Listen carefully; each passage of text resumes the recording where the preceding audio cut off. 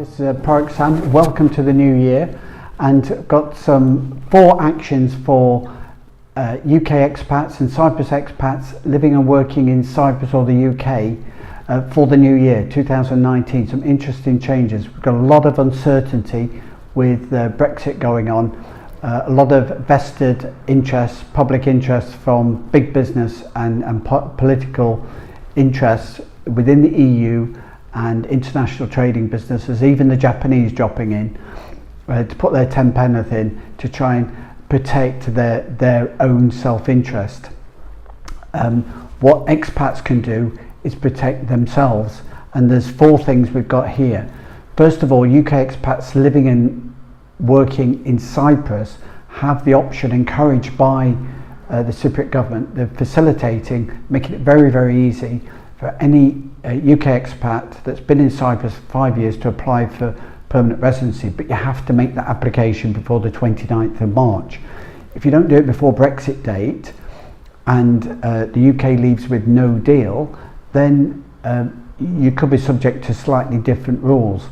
If the UK leaves with a deal, then you'll still have to change it at some point anyway, although that might be deferred to 2020, but you know, there could still be new conditions that come in.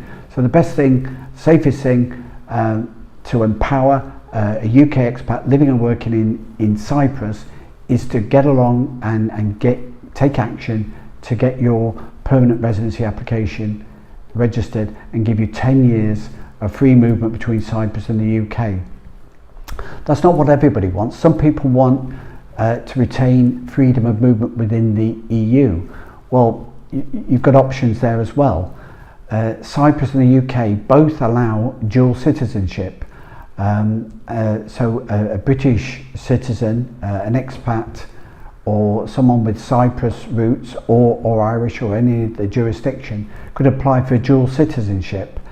Now, a UK expat living and working in Cyprus for more than 7 years it can be allowed to get this Cypriot passport and this Cypriot nationality, citizenship, which then would give them free movement, them and their business, free movement for the whole of the EU, even after Brexit, but retaining a British passport at the same time.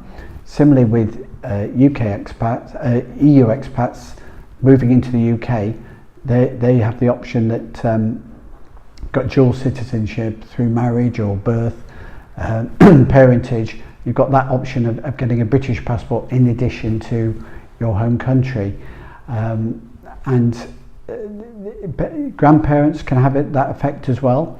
So if you've got an Irish line or Spanish or French or any other European nationality, Lithuanian, Polish, Estonian, and heritage, it could be possible that you could get a dual citizenship to have a British passport, free access in the UK, and EU passport, dual citizenship for access there.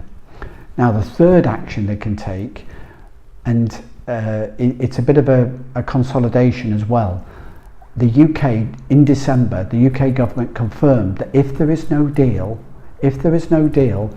they will still honour all the residency rights and the service rights for EU expats living and working in the UK as contained within the withdrawal treaty. So we have a withdrawal treaty. In that withdrawal treaty, it will detail and protect all the rights of citizens to live and work abroad, and there is a roadmap within that withdrawal treaty that would allow British expats living in Britain to apply for settled status after Brexit Day. So after the 29th of March, they can apply for a settled status, which gives them and their families the right to live and work in the UK for the rest of their lives, and for their family to join them. We cover this in more detail in previous videos and emails and blogs, so have a look at our other blogs and our YouTube video library there. the point of making this declaration is that the UK will honour this commitment to EU expats in the UK, even if there's no deal. So the UK-based expats from the EU now know with certainty, if there's no deal, they can still stay there, they can still apply for settled status, which will effectively, as long as they're not done anything illegal, allow them to stay for the rest of their lives in the UK. So good news for EU expats living and working in the UK, and they only have to be in the UK up until the 29th of March. So an EU citizen can still make that move to the UK, find themselves some accommodation and work and stay there, and then apply for that settled status after the 29th of March. Again, you've got to be in the UK for 5 years before the settled status applies, but the clock starts ticking and they're not going to withdraw that from you. You've been a pre-settled status until the 5 years elapses. Doesn't tie you to live in the UK all the time, you still move away. Look at our previous YouTube videos for more details on that. In making this declaration that the UK guarantee this to EU expats in the event of a no-deal Brexit, what they're hoping for and reaching out to is the EU governments individually to reciprocate with the UK. Now, I may be alone in thinking this, but if the British government suddenly declared, let's not bother with the negotiation, let's just go for no deal, and then start agreeing everything, that might be a way forward. The EU are hidebound by their rules and regulations. They can't negotiate with the member until they leave. So leave with no deal and then make the arrangements, and there's more and more advice coming out from both sides that they could make pretty quick decisions to allow the status quo to carry on. So these are options. That there's going to be change, and everybody's got to accept that, whether it's business or whether it's individuals. There's going to be change, and we need to use the rules and laws as we know and understand them to allow for that. So there's certainty for EU expats in the UK. There's not certainty for the UK expats in the EU, but in Cyprus they can apply for their permanent residency or their citizenship. Another fourth big action for expats. Now we're calling out here to retired expats in Cyprus. Big look out for this.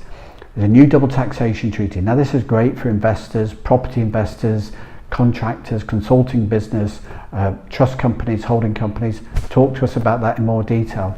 But under the double taxation treaty also, there's a proposal to start taxing public pensions from the UK at source. So UK expats living and working in Cyprus from April 2019 will have their pay-as-you-earn pensions taxed as pay-as-you-earn in the UK. So if you've got a £50,000 pension paid from a military, local authority, civil service, health authority base, you are lined up for tax at source in the UK, and that could be up to 45%. Now the tax on pensions in Cyprus is a maximum 5%. If your UK pensions are below £17,000, then you're not going to pay any tax in Cyprus at all. The good news and the change that came just before Christmas is that the UK and Cyprus have agreed that if the expat elects to have their pension taxed in Cyprus or the UK, that is to be allowed. That is to be allowed. But the expat has to make an election in writing to the UK before the start of the tax year. And that, for me, means January. January this month, if you've got a pension and it's a public service and you want it to be paid gross, you have to write and notify the HMRC and your pension payers now, because they will be doing their payroll for pensions paid in April. They'll be starting those in the middle of February, and it may be too late by the time that the UK government have issued their coding notice to the pension payer at the beginning of February. It might be too late to stop disruption and stop pensions being taxed at source. So UK expats receiving a pension in Cyprus as tax residents, need to elect to have their public service pensions paid in Cyprus, and that needs to be done straight away. So call to action there on 4 things. Apply for your permanency residency before the 29th of March in Cyprus. Try and get it through before then.